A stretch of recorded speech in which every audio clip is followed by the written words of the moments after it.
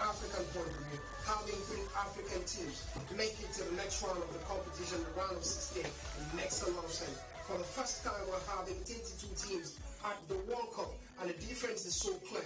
It goes on to show that the gap between the top sides and the underprivileged side, you might want to call them, talking about most African countries, and some countries like Haiti, some countries like the Reggae Girls, Jamaica. They're showing class and dominance and qualifying to the next round, talking about Jamaica, and that's the beauty of football. Right, Tom, for Morocco particularly, they've been able to craft out a football project for themselves over the past couple of years, and it's working for them. Look at the Moroccan men's national team last year at the World Cup. We know where they went all the way to the semi-finals of the World Cup, the first African team to do that. And that's on one hand. And the women's national team, despite a rocky start to life at the FIFA Women's World Cup, lost 6-0, but they were able to go beyond all of that. And right now, they've seen qualification at the expense of giants like Germany.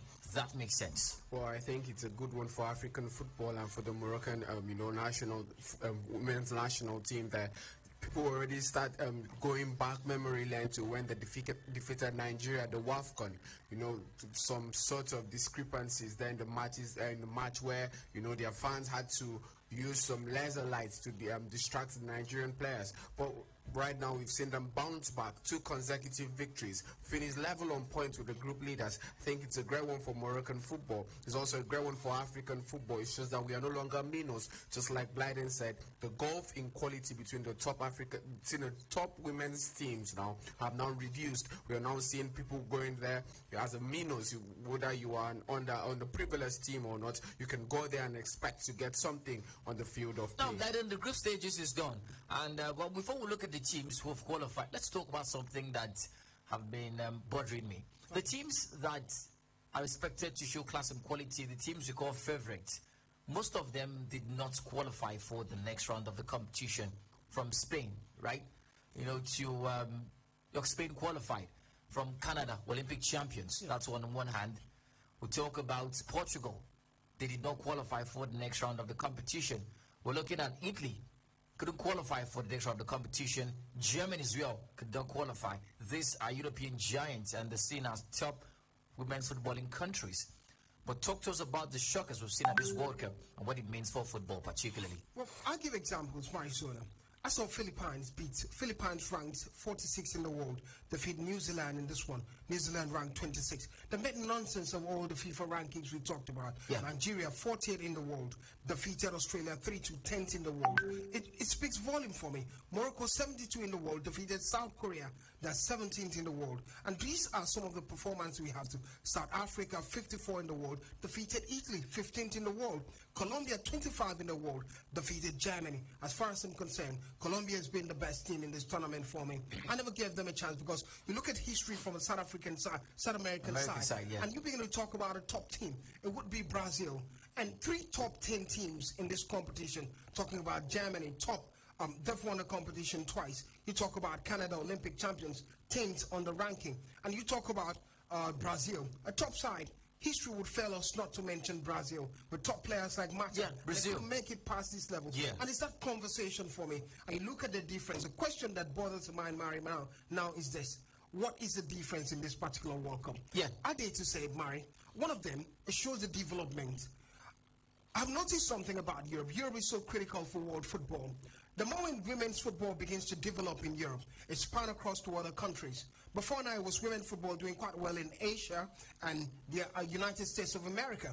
And now it's spanning to Europe. We're seeing teams, Barcelona, all these teams. It means that younger players from different other countries, from Asia to Africa, are beginning to join Europe and show class and dominance, and we're having a stronger football. Similarly, on the other hand, I think there's another factor playing in now.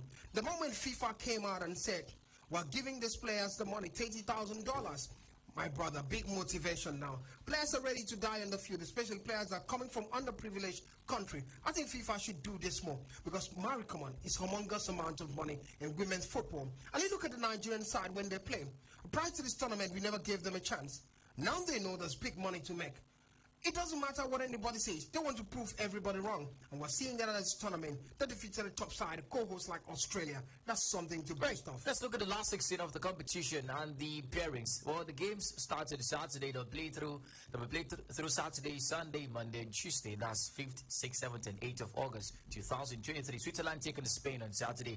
Japan taking Norway. Netherlands taking South Africa. Sweden taking the United States of America. England, of course, against Nigeria. Australia against Denmark. Colombia against Jamaica. France against Morocco. Now, let's look at African teams. First of all, fun. 3 of them now in the competition. Nigeria take on England. France take on Morocco. And of course, the South Africans have got the 2019 finalists, Netherlands, to battle things with. Well, I'm most scared for the South African team, facing the Netherlands team who made the finals in the last edition, and they are scoring goals for fun in this particular edition of the tournament. So, and the South Africans have made conceding goals a thing of a norm for them. So I think they have a big problem on their hands right now. They have to stop these Netherlands girls from scoring. How are they going to do that when they've conceded against less fancy team? They've conceded against the Argentine team, which has not scored, which didn't score at this tournament. You're the first them. So I think it's going to be a really tough one on their hands. Right, so Blyden, now, looking at African football particularly, well, Africa as a continent has not won the World Cup, the Senior World Cup in the men and the women's category. That's a fact. And in the men's game, it's even a lot more difficult. But with the performance we've seen these teams, the 3 teams participating, there's a chance that we can crack a World Cup trophy through the ladies, not particularly the men. Well, Mari is going to be difficult, I know that. Yeah, it's definitely. We talked about, look at the group stages. It was difficult for all of them, but they qualified. It gets more difficult now because it's a 32 edition of it, a 32 expanded team. So if you can beat one, you know you can beat another, one way or the other. That's always going to be a team. But this 3 in the round of 16 right now, because from here it's the quarterfinals, and from quarterfinals to semifinals. I agree with you. Yeah. I'm not trying to get over ourselves. It's a tough one. Netherlands, such a solid side compared to South Africa. We've seen the struggle. England, such a solid side compared to Nigeria. But at this stage, you need some stroke of luck. That's the way I say it. They need it. All they need to do is be combative. I'm talking about Nigeria, England, for example. If you play so well, maybe score first, defend well, you get to qualify to the next round.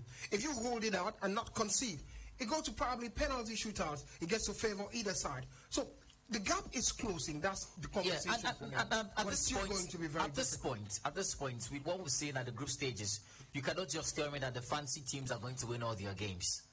You cannot say that in fun because you look at France, not France, look at Brazil.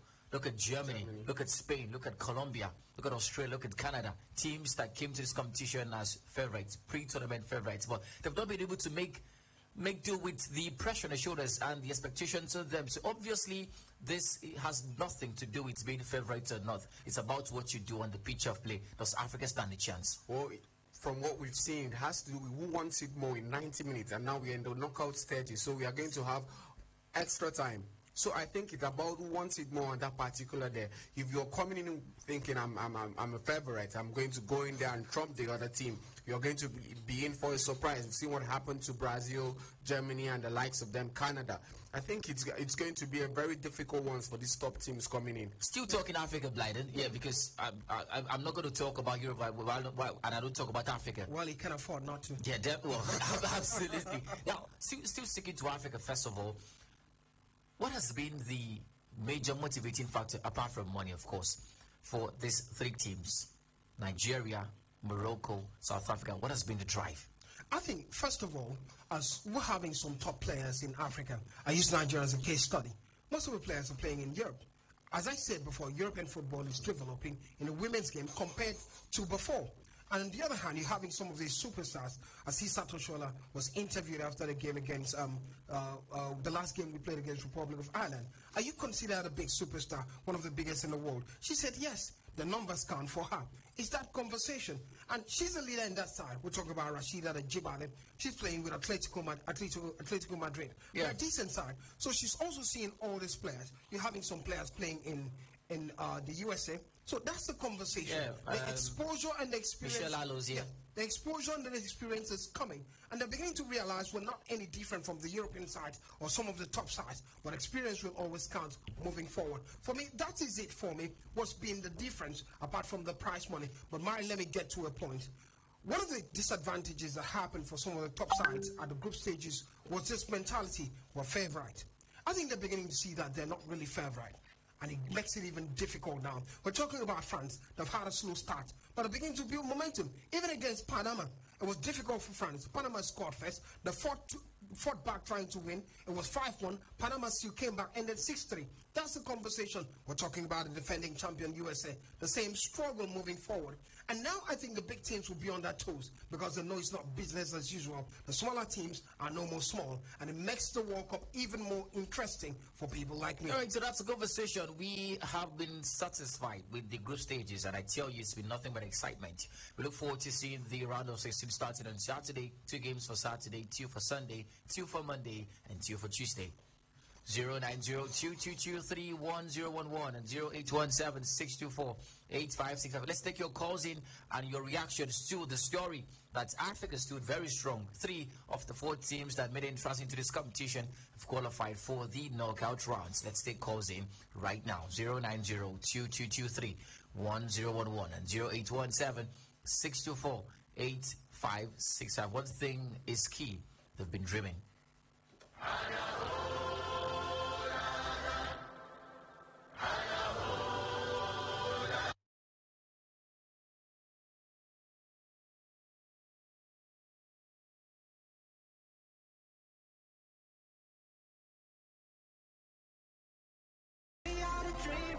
Good afternoon. Welcome to the show.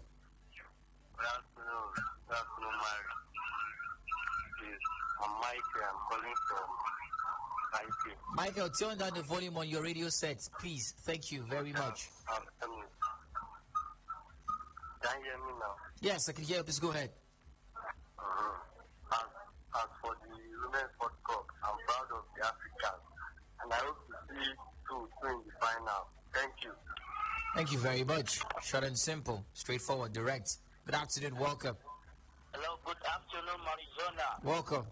I'm Emmanuel. I'm calling from Oreo. Welcome. Well, that shows the power of Africa. I'm very grateful that at the end of the group stage, we have 3 African teams qualified to the round of 16. And for the Super Eagle, no matter how the people will put the team, Nigerian and the Super Falcon and the Legionnaires, 8-8, I want to say that at the end of that game, Super Falcon will come up top.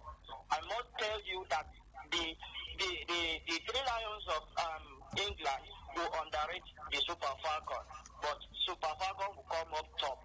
Bet me. Thank you very much for talking to us. I like to believe we didn't see this in the group stages until the girls shocked everybody. That makes sense because everybody's now dreaming. Good afternoon. Welcome to the show. Yes. My name is Daniel calling from you. All right, go ahead. Please, can you tell me about this transfer of Rivers United signing the Ghanaian to their team and their unveiling it today? Rivers United. Yes. All right, we'll tell you about that move. Thank you so much. Good afternoon. Welcome to the show. Hello. Yes, welcome. Anybody home? Good afternoon. Good afternoon. Name and location. Okay. My name is Dexter. I'm calling from Rio precisely. All right, go ahead. I love what our girls are doing. All right. You know, I'm wishing them a good outfit. Let the coach and the players focus. Believe me, come out strong. Thank you very much for talking to us. And one key thing, one sweet thing is the fact that 3 teams from Africa, at least as we stand right now, they guaranteed $60,000. Big money. Ha. Hello. Welcome. Hello, good afternoon, my dear Peter. I'm Arizona and the other guys in the studio. This man will be calling from you. Welcome, Melody. Can you hear me? Yes, we can hear you. Just go ahead. Okay. This is the first time Africa in this Women's World Cup that Africa is doing the movement like this, like going out today. It shows that something is going to happen evenly, just as it happened at the main World Cup. So I'm expecting like 1 or 2 of them to qualify.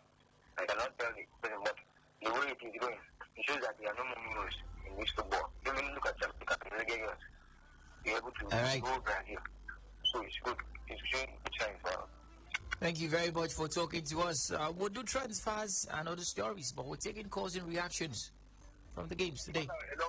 Yes. Yeah, Mari. Yes. Mari, good afternoon. Good afternoon to you too. Yeah, this is Kemi Dominic, the sport messiah. Yes, welcome.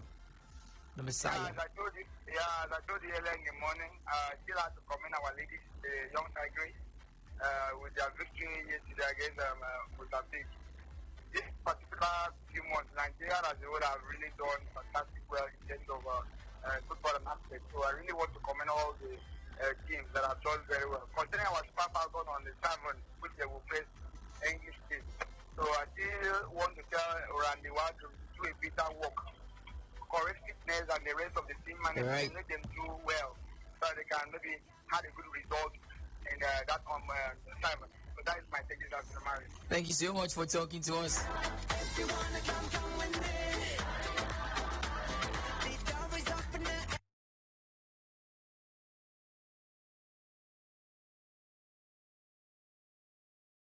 Mari, Good afternoon, Tom. Gonna welcome. good afternoon, Mari, Akif and others. Mari, watching Morocco and Colombia today is a sad game. Right. Watching that match, Mari, I saw the discipline and tenacity of the Moroccans. They took the midfield, while Colombia combined the strength and free-flowing mobile attack. They used the plan. The Moroccans have two women to produce Linda Cancelo. That defeated again. Kudos to Africa champion for the win. Thank you.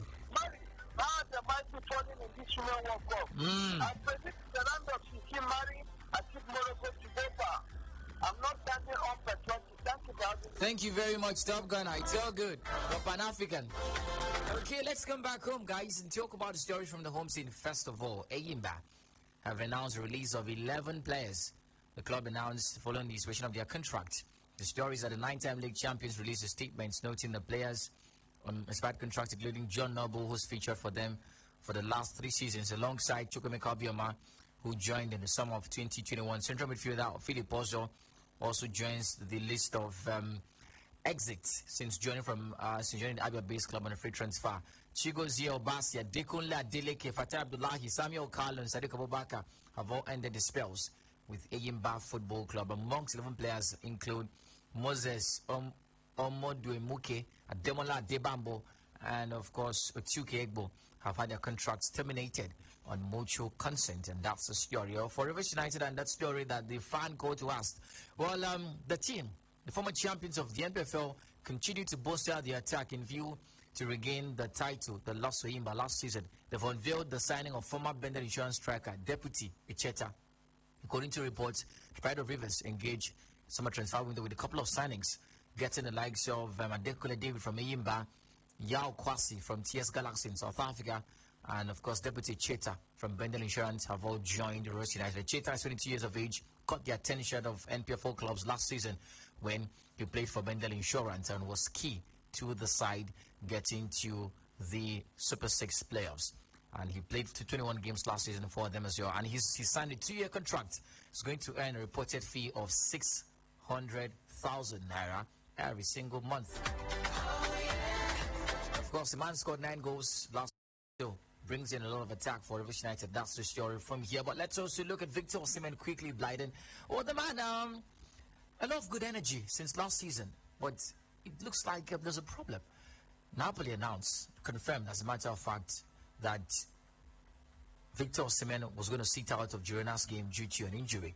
Well, Nike striker has been ever present in the attack for them since the start of the preseason, but had a muscular problem and he had to rest his leg. Well, Fon, we hope that this is just a precautionary measure not to aggravate the injury, because we need this man to be fit. Of course, we need him to be fit, but Napoli even needs him more. But I think at this point, the sources that Napoli have come out to say that the man doesn't have a really serious problem. It's just muscular issues, and they are trying to avoid, an even more devastating injury to the man there. But on the whole, we've seen Osimhen being this player who's struggled with injuries. So I think he should find a way to solving that right now.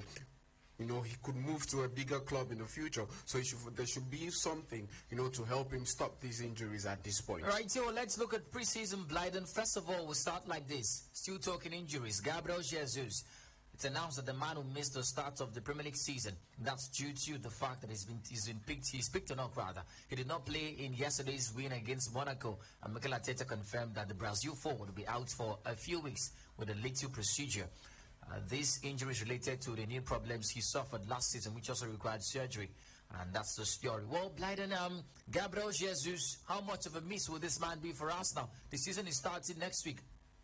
A big miss, I must say. Such a big miss. Quite sad. I remember while Arsenal started quite well last season, because in this race now, with all the signing they've made, all they need to do is start well like they started last season. If they slow down, you never can tell. They might not be able to do the catch-up against the likes of Manchester City moving forward, but a big miss for Gabriel Jesus. Right, Tim, let's look at not replacements, stand-ins, particularly. There's Edwin Ketia, who did a remarkable job last season when Gabriel Jesus was out. But at some point, he ran out of steam. That's the conversation. But there's Folarin Balogun, an Arsenal man. On loan last season, and the French League scored over 20 goals for the side he played for. Was it Reims? Absolutely. In the French League. Now, Arsenal have placed a £50 million price tag on this man, which is too much for Inter Milan, who wants to sign the man.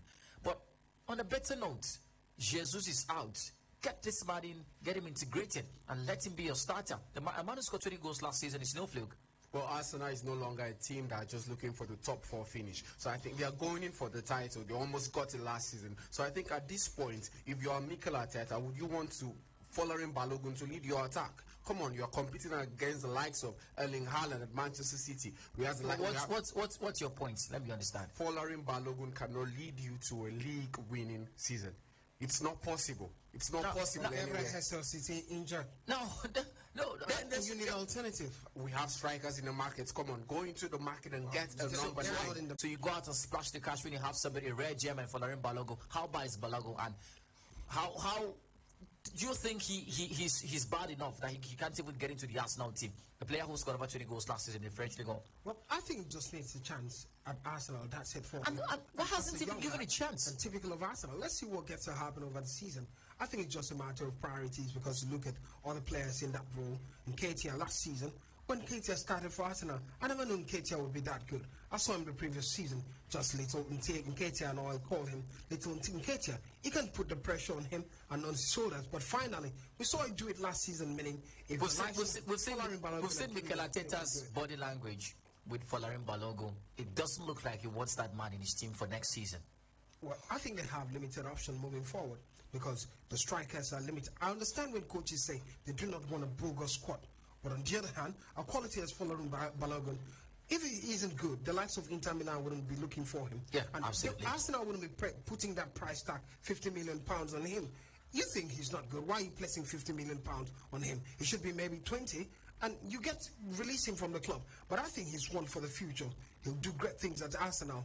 But the Premier League is a big load compared to the French League. He needs to develop even further. He's still at developing stages. We're even talking about Folarin Balogun. I saw Manchester United spend a huge amount of money on a 20-year-old. It's the same conversation, because he was playing for Atlanta, scored only 9 goals. Folarin Balogun has scored about 20 goals for Reims. I want to see him play in the English Premier League. All right, so that settles it. Well, can Folarin Balogun lead the Arsenal attack? It's a question for the afternoon. By the way, the game against Monaco completes Arsenal's preseason campaign.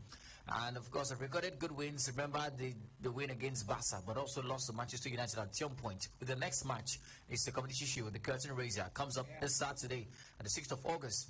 And it's going to be what raises the curtain for the Premier League. Arsenal have got their first Premier League game against Nottingham Forest on the 12th of August, 2023. So let's talk Chelsea. 1-1 draw yesterday against Borussia Dortmund, but that's not even the story. Christopher Nkunku is the story. The man picked up a knock in that game for Dortmund, for Chelsea rather, against Dortmund. And of course, the story is that Pochettino said the man is not that injured. It's just a precautionary story. But we had this conversation, Blyden, before this man came to Chelsea. He's had a very concerning injury record, even at the Bundesliga with Borussia Dortmund. The season has not started yet, and the signs are here. Well, the only thing I love about the man is when he returns from injury, he bangs in goals. How long is he going to stay out? How long is he going to stay out? From that angle, especially the English Premier League, because it gets even difficult. If you're this injured in the German Bundesliga, what's happened? When you join a more combative league, a more forceful league, a league where people run a lot, The tempo is so high, what gets to happen? That's a concern for Chelsea. But on the other hand, Nkunku, decent footballer, Mari. 09022231011 and 0817-624-8565. Let's talk about Real Madrid. They had a friendly game yesterday in 4 against Juventus. It ended 3-1 in favor of Juventus. But that's not just a conversation. Remember, a couple of weeks ago, Ancelotti said he was going to try out a new system, a new formation for Real Madrid. The last 2 games Madrid have played, we've seen that new formation. It's a traditional 4-4-2 formation. This time it was a 4-3-1-2 formation. Thibaut Courtois as the goalkeeper, of course, a back four, Fran Garcia, Nacho, Rudiger, Lucas Vasquez.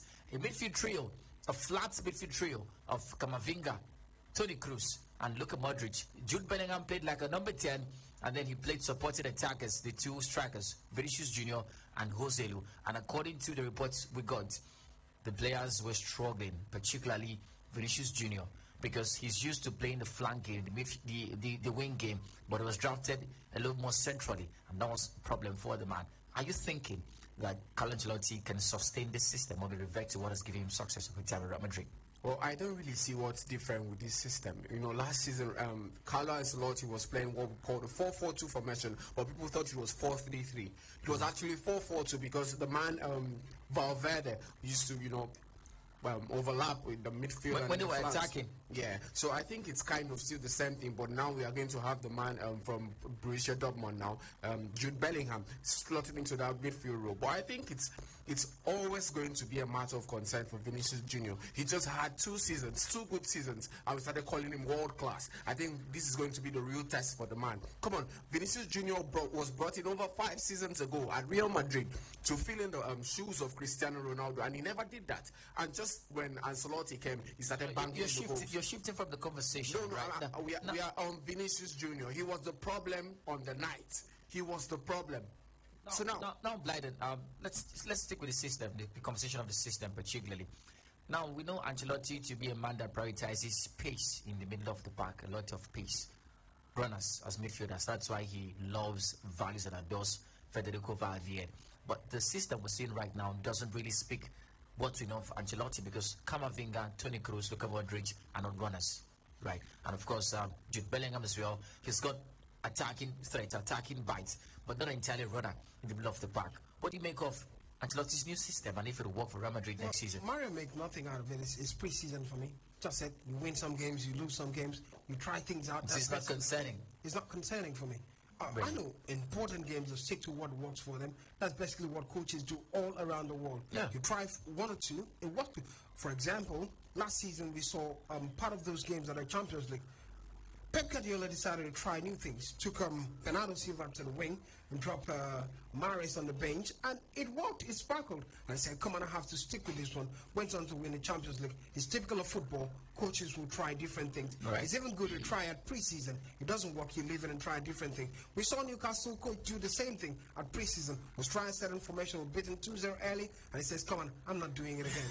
All right, that's a conversation. Moise Timothy Wendes of Vlahovic scored for Juventus, and Vinicius Junior scored the only consolation goal for Real Madrid on the night. We'll head back to the phone lines right now before we talk transfer. Some very topical transfer stories. Robert Sanchez, goalkeeper, set to join Chelsea for £25 million. We hear that Kylian Mbappe has told Todd Boehly, I want to join Chelsea for 1 year, only if you let me go to Real Madrid next season. Good afternoon. Welcome to the show. Good afternoon. Name and location. And happy one to you guys in this Happy studio. one to you too. My name is Tomsi Kassola. I'm calling from Itam. Mary, I want to talk about my team, Arsenal. To me, this afternoon, I want to say Mikel Arteta is an average coach. Why I say so is sometimes I look at him, he picks players based on his playing days. Because while he was playing on his playing days, he was an average player. So he selected out the average player in his own time as a manager. That's a lot to say about your coach. No, that's the truth, Mary. You must say it out the truth. Now look at this. You let Granit Xhaka go. What happened? Why are you allowing Mohamed Elneny to be in that team? Because last season I could remember against Southampton very well. Why would you get Granit Xhaka due to his health problem? You you let him out of the team. Why would you play Fabio Vieira when you have a Trossard scoring all cylinder? You allow Trossard to be on the bench, and after Trossard to have scored 2 goals before you now brought him, you allow Fabio Vieira to still play second half and brought Trossard second half around some jumping minutes. So sometimes I look at him as he's an average coach. Yes. All right. Because normally, when you look at Gabriel did not score 20 goals last season. But Balogun went to loan and scored 20 goals. Why would you say such a striker? So to me, I see nothing. Arteta cannot offer anything bigger. So Arsenal, thank you for having me. Thank you very much. Blyden, I'm tempted to drag this conversation, but let's just take a few calls in. Gabriel Jesus and what he contributes to Arsenal, particularly. Welcome, Victor. I have Emmanuel Pereira and Torres in the studio. It's Blyden Okiem and Fonitina. Clarence and Fon, my brother. Let me say something actually happened. Well, it's good to believe in the Lord and have vision on everything. It's only God who made the man and what is supposed to have been. My son, let me say that I'm so happy for what my team Chelsea did in the preseason. There are so many recommendations and accolades have been given for them to fit play unbeaten preseason. What we are really expecting and we're looking for, we believe it should come to stay for the team to play next season. Because our game is the first match we have played against Liverpool. That's my take. Thank you, Fago. Thank you so much, Victor, for talking to us. Good afternoon. Welcome to the show. Good afternoon, Mary. Yes, welcome. I'm coming from here. Welcome, Anidi. Mary, I want to talk about my team, Arsenal. Go ahead. Yes. Jesus, the get injury. So it's a time now for Arsenal to go for a striker. Balogun is not a key striker for Arsenal. Balogun is a very small boy. He's not strong enough to play Arsenal attack. So it's time for Arsenal now to go for a striker. We have a striker like Dovan de Flawoki, where Arsenal been looked for the past 2 years. Even though look at Martinez, where Arsenal been looked for those kind of players. Let us go for those players, please. All right. Thank you.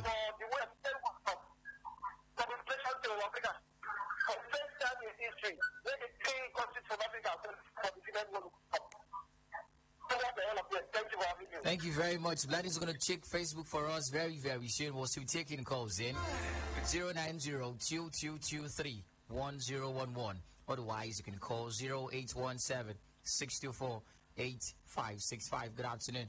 It's great to have you on the show. Comrade. Good afternoon. Yes. I'm going to support you. Welcome, comrade. I think I'm almost the same opinion with the last caller. As far as Gabriel Jesus is concerned, if you say it's a striker, how many goals did he score last year? He has started with injury. Arsenal should tell Balogun that they don't like and buy a great striker. They are the champion league. You don't manage these young players. They are not in the under 21. Let Arsenal do something better so that we would not be causing us anxiety. We start next week. How do you think that they are scared of playing? Please, let them just buy a proper striker so that we would watch match with this. Thank you. All right, thank you very much, comrade, for talking to us. Maybe we'll just talk about Gabriel Jesus tomorrow and why the Arsenal fans are not seeing his contributions. Let's just take a bite in it, Blyden. Now, we know he wasn't the best of scorers for Arsenal last season, but there's something Mikel Arteta is saying that's why he's making this first choice striker. What exactly does what's his name, Jesus, do for Arsenal? Well, let me start here, Mary. I watched Arsenal the previous season before Gabriel Jesus came. He was a spark on that side. Well, see, Mikel Arteta, they weren't this quality and good. When Gabriel Jesus came in, if he's not scoring, he's giving assists. Lots of hard work up front. Typically, Gabriel Jesus doesn't score too many goals until that injury came, and then he returned. Talk about the perspective of distraction that he created the attack, particularly because I'm not supposed to have an opinion, but I look at both of the goals. What's his name now, the Brazilian? You can have an opinion. Gabriel Martinelli scored last season. Bukayo Saka. Gabriel Jesus, the distraction, takes defenders out of position, and then these players get to score the goals. For football fans, what numbers? But it's part of the conversation because the stats don't get to cover that part of effect that he's causing again. Yeah, that's why- the weakness of statistics. Absolutely. But on the other hand, to understand where footballers, fans need the numbers to count, need competition, because you bring a top striker, it becomes competition for Gabriel Jesus, and we see if he can turn up to the party in big games, because the most important thing is not the regular Premier League games. Now they're going to the Champions League. The energy ought to be up, more attention up front, more energy, but it's not just about Gabriel Jesus again. For just What to get about your other thoughts. parts? On other parts, we'll talk about other parts particularly because Defensively. yeah, we'll look at defensive midfield in the coming days. Well, your Mikel Arteta right now. Gabriel Jesus is injured. Do you sell Balogun and get a striker? Of course, you have to sell him. You are playing in the Champions League. You are playing in the UEFA Champions League, for God's sake. You need a proven striker. We have the likes of Dusan Vlahovic, who has been linked to Arsenal time and time The man again. is currently linked to Chelsea. You just have to tell him, I need you. He's going to go to Arsenal over Chelsea. Chelsea's not in Europe next season. Come on. All right, Murray, how sad it is. Every time they mention Vlahovic, how many goals has he scored? Yeah. What's the quality? He's at, all the hype. He's at come on. Juventus. Come on, Juventus are not known for scoring goals. Did he score? They are not known. What makes him better than Balogun? you're At talking Fiorentina, about? you watched this man. This man is a goal poacher. He He's scores at a goals bigger for club fun. now. He's at a bigger club now, Juventus. I want to see what he does. Yes, I agree that he's got talent, but all these old super striker Vlahovic, he's not done enough for me. All right, we'll talk about Vlahovic. By the way, this man is into Chelsea. Good afternoon. Welcome to the show. Hello. Welcome. Yeah, my name is Tom. I'm calling from Calabar. Go ahead. Yeah, I think if Arsenal should go for Balogun, it will be better. But I have to ask, what of I have it? He can manage that place till Kai Havertz. Jesus is back. All right. Yeah. Thank you very much for talking to us. Well, Chelsea have agreed to the £25 million bid, deal rather, for Brighton goalkeeper Robert Sanchez. The fee is inclusive of add-ons and a sell-on clause with Sanchez now set to undergo a medical at Chelsea. And we had this conversation a couple of days ago, comes in as competition for Kepa Arrizabalaga. Edward Mendy left Chelsea, so Robert Sanchez comes in and plays for Chelsea. But the tricky thing is, Brighton are in the Europa League next season. This man still left to join Chelsea, who are rebuilding. Well, I don't understand. How insane is that? I don't understand that move at all, but I think it's a great one. You see in the terms of the contract, they're saying competition for Kepa Arrizabalaga. So they're telling this man, you're not coming in as second choice. You're coming there to prove your mettle. If you perform well, you get to be the first choice goalkeeper at Chelsea. And that's more mouth-watering deal for any goalkeeper in the world who wants to play at Chelsea over Brighton. All right, we're back on the phone lines. Good afternoon. Welcome to the show. Top Gunner, 25 seconds. Keep it at that. Thank you. Mary, Yes. from my education, after I've lost a star player, in the person of Gabriel, Edu should go to market and feed a vacuum. We can't allow the incident of last season to repeat itself. For Balogun is a promising player. Give him playing time or let him out again. Finally, Mary, this guy, Lawrence James, should stop playing my game. Al-Hadi has said that the Super Falcons should be a difficult game to play. That's the type of Mourinho. You think the Falcons will not be difficult?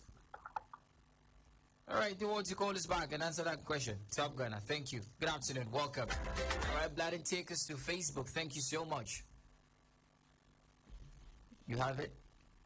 In a bit. In a bit. All right, let's take calls and while Bladen fixes Facebook. Good afternoon. Welcome. Good afternoon, Arizona.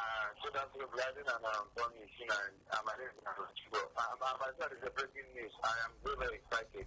I can recall I called President last week Monday on Super Salon. His dad has been realizing Joanna has been nuts. He failed. Let him tell how he is. Aside from that, I want to commend the FIFA for what they are doing, transferring money to all the players' accounts. I think it's recommendable. But it speaks so of The money.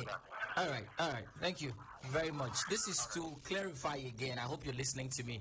The money is not transferred directly from FIFA to the account of the players. Again, I say that again. The money is not transferred from FIFA to the players' account directly. It is not.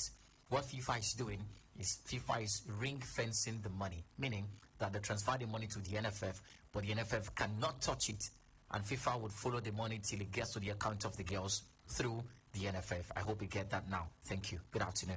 Welcome to the show. Name and location. Welcome. Yeah, good afternoon. This is Gladness the Blues calling from you. Go ahead, brother. Yeah, please, I want to say that it's a very good welcome development for Sanchez to come to Chelsea. At least you give Kappa a very good competition and you make Kappa to sit up. And for me, I would love Chelsea owner Todd Boehly to agree with the deal of with the option that Mbappe Yeah. is to come for 1 year, come for 1 year. And People want Mbappe. yes. See on our face. Hello? I say see on our face. Now they find Mbappe. Then you should come for 1 year and then at the end of the season, you go back. And win what for Chelsea? The Champions League. No, at least you will be a very, very good addition to Chelsea's squad. Don't mind me. Thank you very much. Glad to take us to Facebook. All right, on the live feed of the Facebook, Planet FM, Pele O2 says, good afternoon, sports crew. Please, what is the stage of Liverpool transfer at the moment and the injury update? Joseph Subaru also said, Nigeria has inspired Africa. Now 3 of us are in the top 16, smashing the prejudice and meaningless FIFA ranking that does not reflect reality. People in the top 10, I'm coming. It says people in the top 10 are home already. FIFA must now reassess what they have been doing in the ranking. Remember, I told you one foreign analyst said all 4 African representatives will end up bottom. He failed because even Zambia was in bottom. Nigeria will eliminate England because they'll underrate us again. I hope Ashley Plumtree can give us some expo. Up Nigeria, up Africa. UB Akan says Neymar Jr. is back in the game. And Romeo, I'm very happy for my team United. I hope we get Amrabat done and dusted so we can go ahead to win the treble next season. And one last one, Mary. Daniel Okon also says, good afternoon, guys. Please, what's the latest transfer situation at Liverpool? All right, so let's look at Liverpool quickly before we talk that Mbappe story. We hear that since Southampton have been hard to get for the man Romeo Lavia, Liverpool have turned towards Andre Trindade. That's his name. And he's 22. And of course, he would join Liverpool. That's in case Liverpool cannot sign Romeo Lavia. He's also a defensive midfielder. Liverpool going for young stars. It's a thing.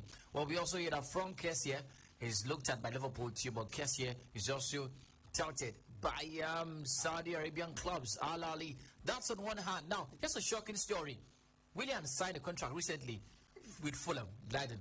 Now, the Saudis want to sign Willian already, and they've told Willian, how much is your release clause? We'll pay it. Al Shabab, the former club of Odion Ighalo. Yeah. So I think it's actually a very funny one there. A player just signed a new contract. It's not up to a month. And you're telling Transfer windows open. Leiden, what money can do? What do they say? more money. That's what the Senate President said. Good afternoon. Welcome to the show. All right. What do you call us back? Hello, good afternoon. Oh, my goodness. Okay, let's talk about Mbappe before the Chelsea fans bite my head off. PSG striker Mbappe has told Chelsea he would be open to joining Chelsea on a 1-year deal only if he can move to Real Madrid on a free transfer. Well, I would like to know how verifiable the source of that information Well, this is from Sports in Spanish. They've got a lot of pedigree. Well. Don't play down the pedigree of sports in Spanish. Well, if Mbappe wants to go to or anywhere he wants to go to, he wants to end up at Real Madrid. Like Kylian Mbappe at Chelsea. Well, I didn't think Chelsea would be in his top 5 list of possible destinations. Destination in waiting for Real Madrid, right? Well, I'm just worried about what the deal could be because lots of speculation from European club were loan deals comparatively, but you look at Paris Saint-Germain from the beginning, they're looking for a big deal and big money. And our question is, does Chelsea have the amount of money to pay for Mbappe in terms of buying him? Because it's humongous amount of money, excess of £200 million. Apart from Chelsea having the amount of money, they might have the money, but the financial fair play cap is a conversation. That's the conversation. So most likely it's going to be a loan deal if it gets to happen. And my question for Paris Saint-Germain would be this: does it fit what you've been clamoring for? Because it doesn't seem to fit. But Mbappe at Chelsea, maybe a sparkle for England, but Chelsea is not that club for me. Part of the French contingents there could make sense. Good afternoon. Good afternoon, Mark. Calling back.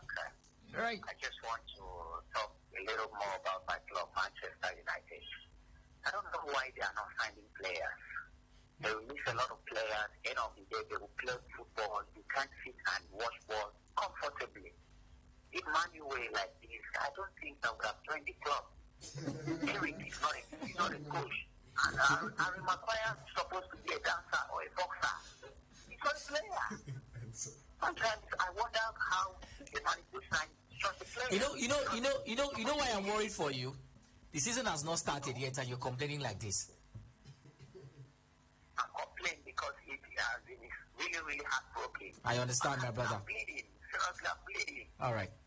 You can't watch a great football in a few center and relax. Oh, my brother. I'm sorry. Like, I see you are having malaria or fever. I'm sorry. We hope the players are listening to that, I'm man. telling you that. Oh, let's look at something. Now, Harry Kane to Bayern Munich has been a conversation for quite a while. And looks like Daniel Levy wants to play that card again. Drag the deal to the transfer market. Harry Kane now wants to push through the move. He's ready to give up his salary for the rest of his contract months to go for Bayern Munich, and that amounted to a little over £20 million. At this point, the man has realized that he needs to leave. Well, I think it has been imminent ever since, 3 seasons ago when the man tried to force a move when they had Nuno Espirito Santos there. But, Daniel Levy found a way to catch this man in at Tottenham. I think it's at that point, he's reached that breaking point. He's going to leave. Just let him win a trophy, please, Daniel Levy. If he's listening, I hope he lets this man leave to win a trophy. I think I have a problem with people saying that Daniel Levy Harry Kane, he signed a contract. Yeah. And when you sign a contract, you know what you want. You want to stay in the club. This is what I don't like about Harry Kane. He's full of uncertainty. Just 2 days ago, he came out and say, "Oh, maybe I can sign another contract. that was just I can sign another contract." And today he's coming out and say, "Oh, I still want to leave." It doesn't make sense to me. If you have a clear direction, Let's be sure. And who I'm pitying in all of this is Ange Postecoglou, because you have to, as a coach, you have to have a clear head. Who's going to stay with you? As soon as possible with the team. Really if Harry Kane is staying, we know that he's staying and plan with him. Without him, then we plan ahead. Welcome. Yes, please, I want to ask you, can Mbappe terminate his contract at PSG to join Real Madrid? Now, the thing is, PSG and Mbappe have to sit and agree to terminate Mbappe's contract, right? PSG do not want to do that because they do not want to let Mbappe leave on a free.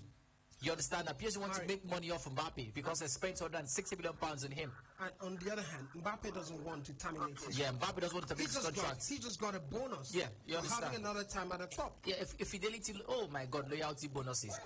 God, when? How am I saying get loyalty bonuses? I'm a loyal man. Good afternoon, welcome to the show.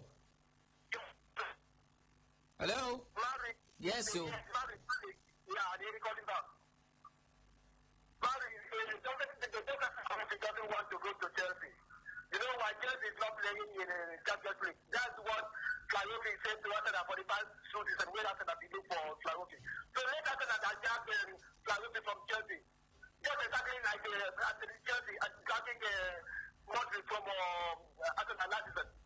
All right, thank you very much. That's a Chelsea fan and you talking. So obvious. Good afternoon, welcome to the show. Hello, good afternoon, Marizela. This is Victor from 8 Miles in Calabar. Oh, 8 miles. Welcome, Victor. I used to be at 8 miles at some point in my life. Yeah. Good afternoon. Please, I just want to know what you do with Mfon. Anytime you talk about Chelsea, somebody uses a lot. I want to play with Chelsea. You are there complaining. I can remember the time Mary was reading out a name of Chelsea players I want to play preseason. You guys were laughing. But see those boys. See what he did. See what he did. On the side, I think I'm not even play. Come on, Dortmund. Telephone.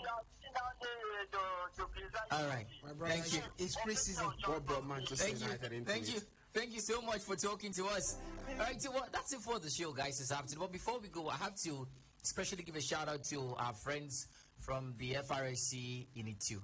I got a call, came back from outside broadcaster. I think it was 2 days ago and told me that a few friends of ours on the outside said hi to us. And I wanted to say hi to them because I spoke with one of them today over the phone. His name is Mr. Ogbuka, right? So big shout out to you, Mr. Ogbuka, and of course, your colleagues. Thank you so much for always listening to us. We appreciate it.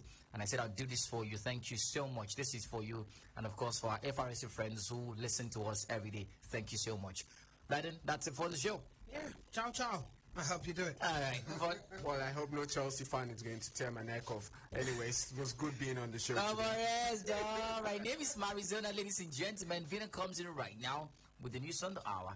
And from there, there's a lot in store for you. Do you want to enjoy the rest of the day's broadcast? My name is Marizona. Let me already say ciao, ciao.